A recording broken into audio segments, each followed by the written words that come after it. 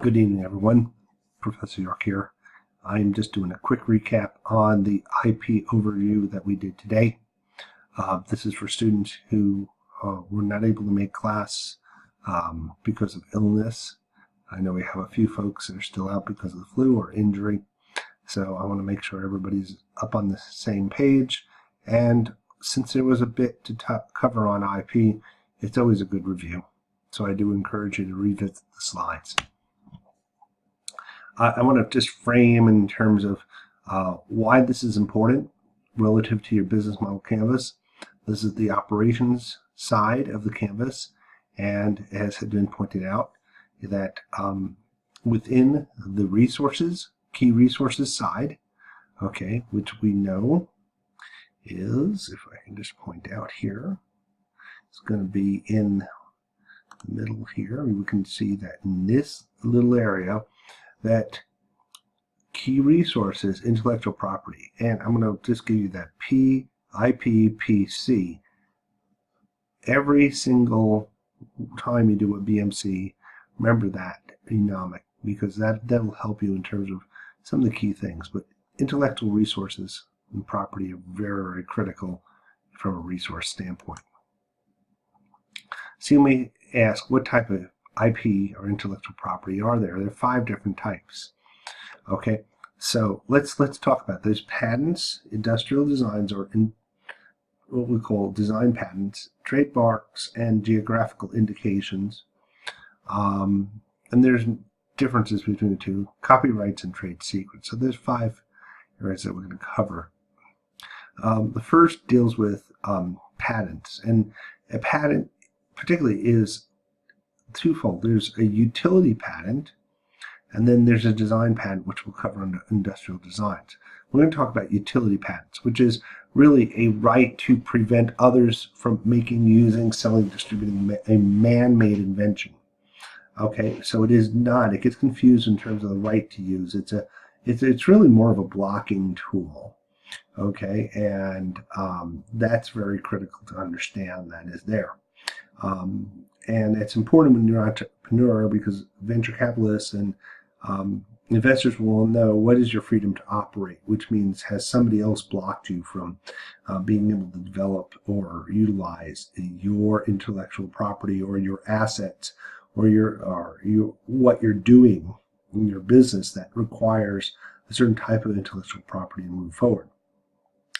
And patent owners may be able to prevent others from making, using, selling, and distributing improved versions, which is important to understand, because sometimes you try to do what we call sustaining innovation, which is just an improvement on the previous version. But if the base is covered under another invention patent or utility patent, that's going to be difficult to make those improvements. Yet, there are improvements who own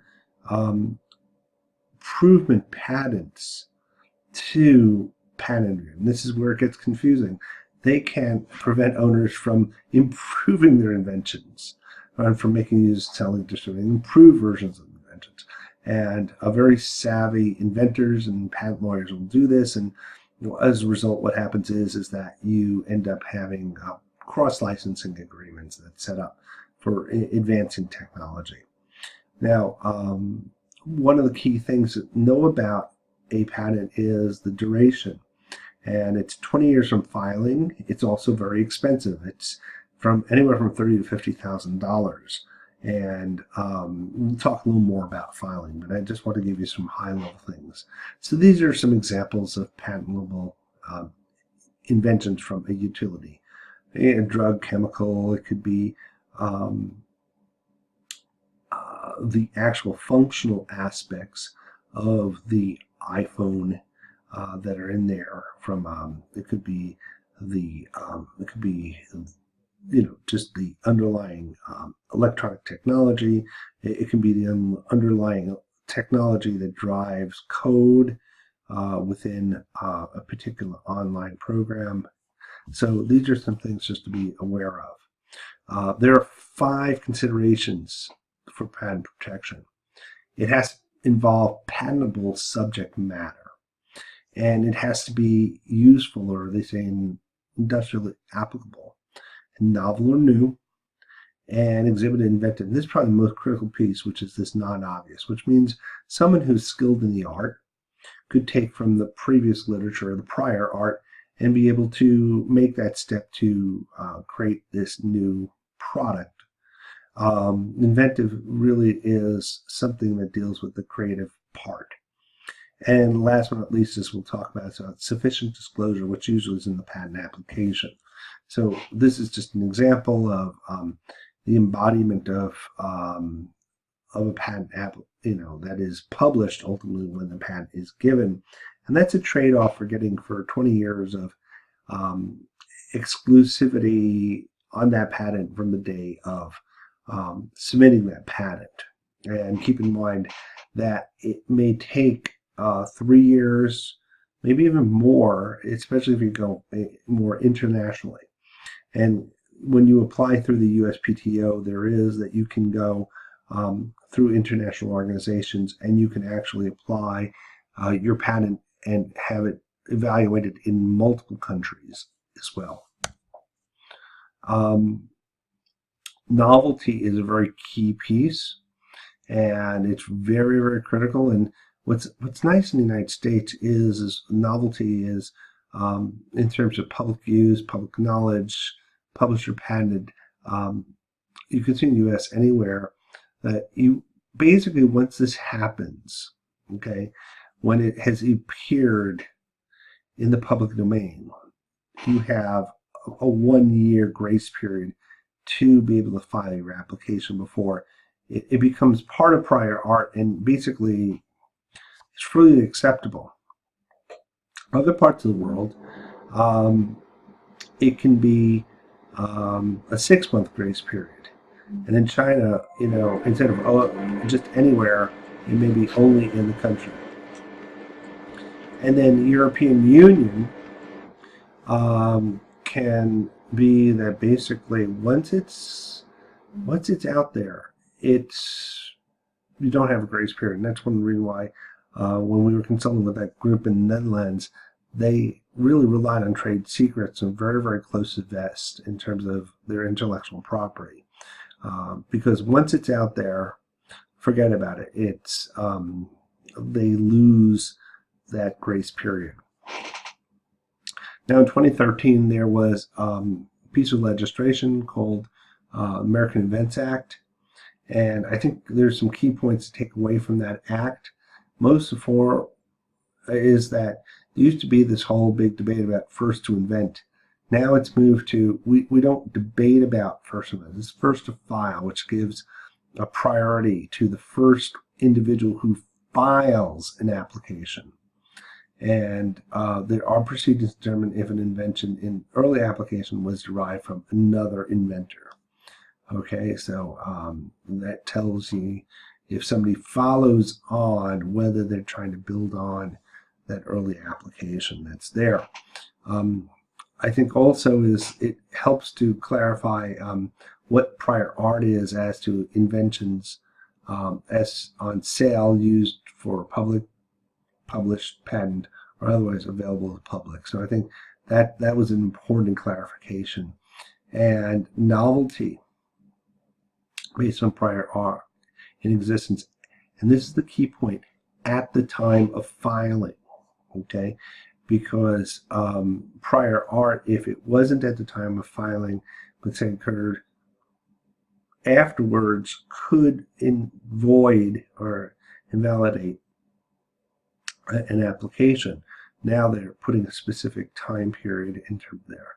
And we talked about the grace period already, but it deals with disclosures by only the inventor. It doesn't apply to where someone else independently discloses an invention. So the incentive is to file, once you disclose, file fast and file early. So now we pivot to designs in terms of design patents. And as you know, design patents, you see this a lot in the automobile industry.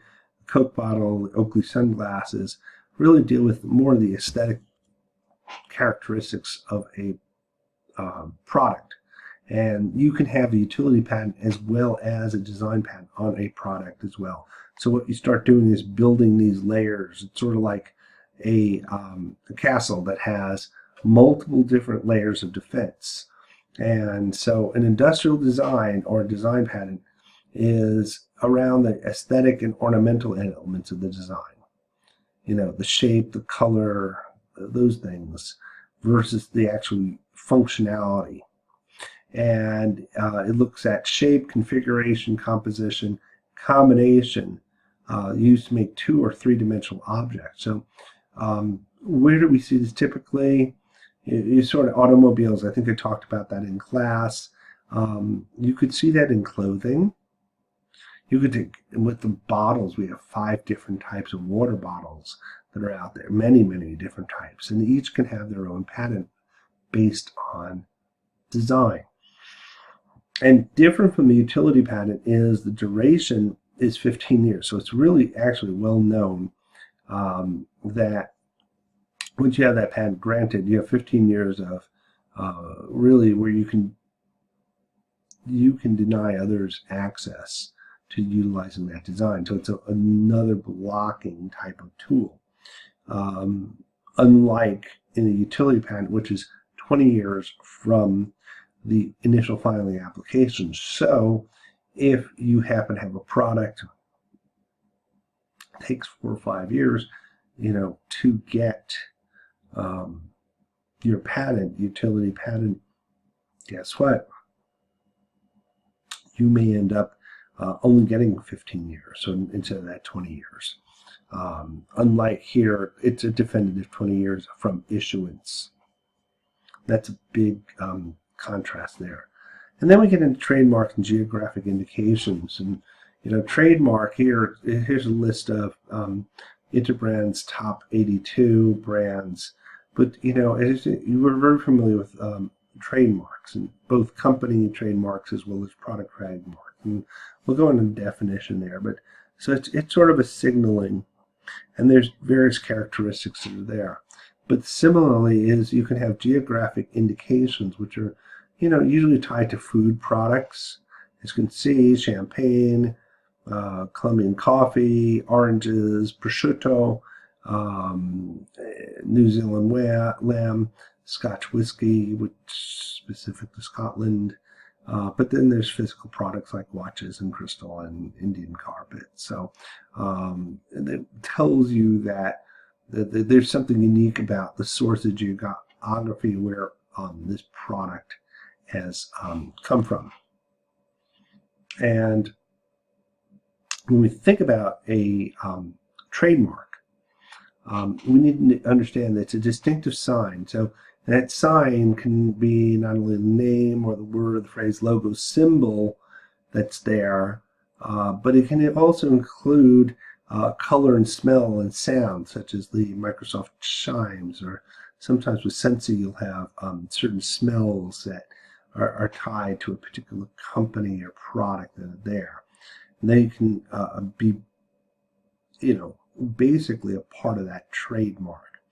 And what the point of the mark is, and what's funny is I taught a lecture on branding, but it's really to indicate to the consumer that products and services bearing the mark originate from a particular business. So it's a quality designator, and it distinguishes the company's products from others.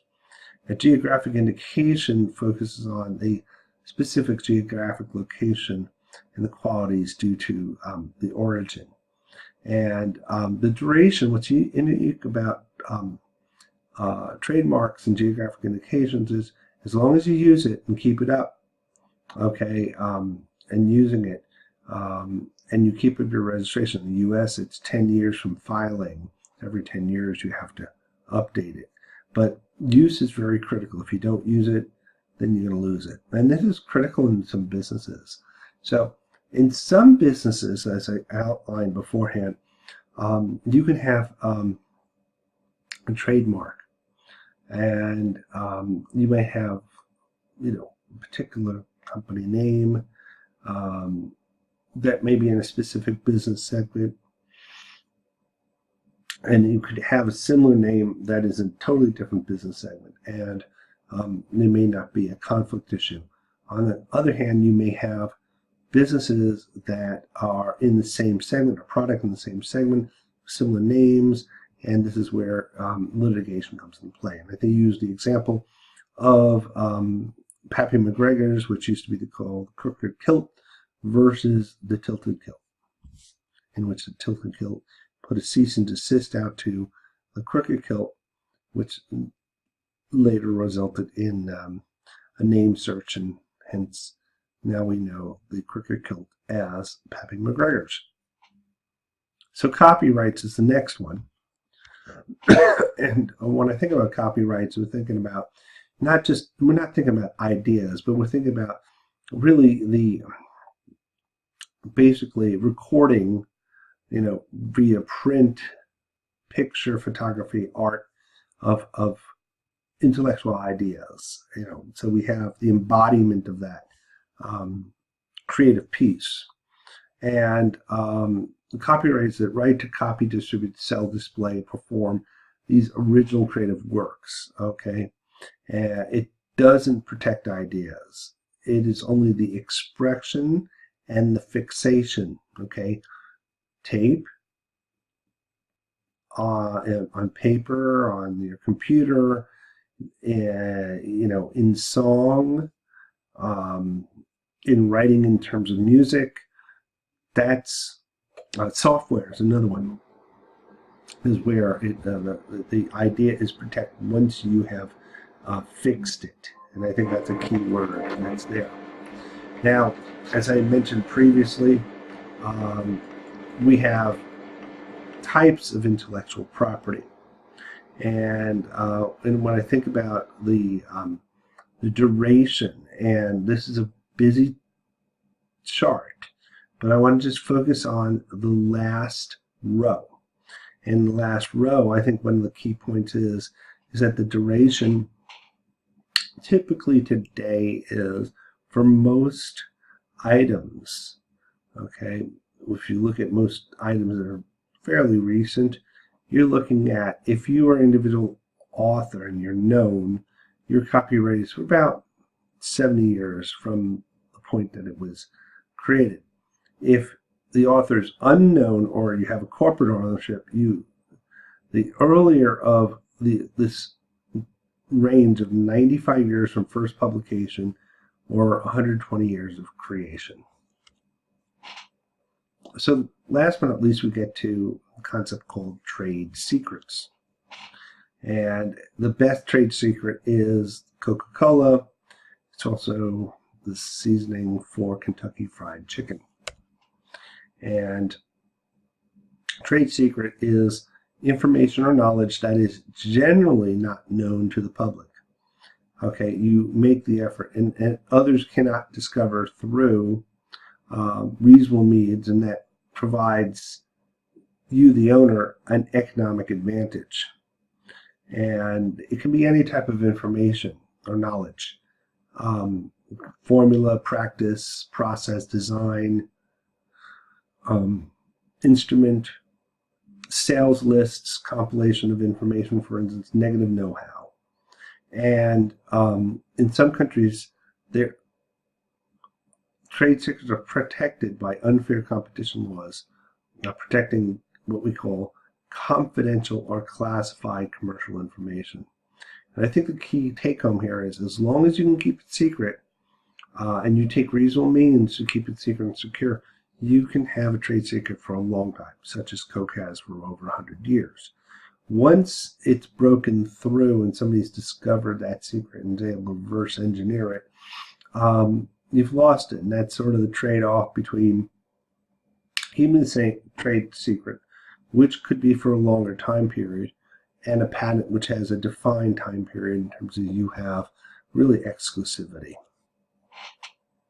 And that's sort of the overview on these 5 key pieces relative to intellectual property. This will be something that I will look for as you look at your business model canvas. It is something that investors will look for to see how well protected you are. It is something from a business standpoint you need to think about in terms of protecting yourself relative to use of others' intellectual property, in terms of your freedom to operate. If you have a, if you're trying to develop out some technology, or if you are utilizing others' work, particularly in the copyright space. And last but not least is the trademark in terms of names and taglines, etc. You have to be very cautious around that. So hopefully that helps you out, and I look forward to seeing you next in class. For those who have missed class today, just put a quick one-page summary.